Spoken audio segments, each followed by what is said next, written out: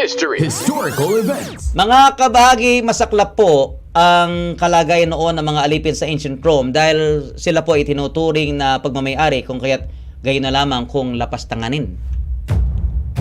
Pwede silang isubasta, pwede po silang ibenta sa mga shop dahil sila naman daw ay walang kabuluhan sa lipunan. Wala ding pakundangan ng mayaman noon at ang mga lider sa karangalan at dignidad ng mga alipin, lalo na ng mga babae na kadalasan ay ginagawang sex slaves. Kakatwa din na makalipas ang 6 na buwan ay uubra silang isauli ng buyer sa binilhan para sa hirit na refund, lalo na kung hindi kontento sa performance.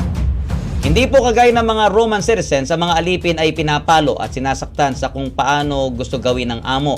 Walang limit o hangganan sa panghahalay sa kanila, pinahihirapan at kung minsan ay basta na lang pinapatay ng pikon na amo. Kadalasan mga alipin noon sa Roman Empire, ang mga prisoner of war, yan pong mga nadakip na magdaragat at mga aliping nahuli sa labas ng teritoryo ng Roma. Professor on air and online.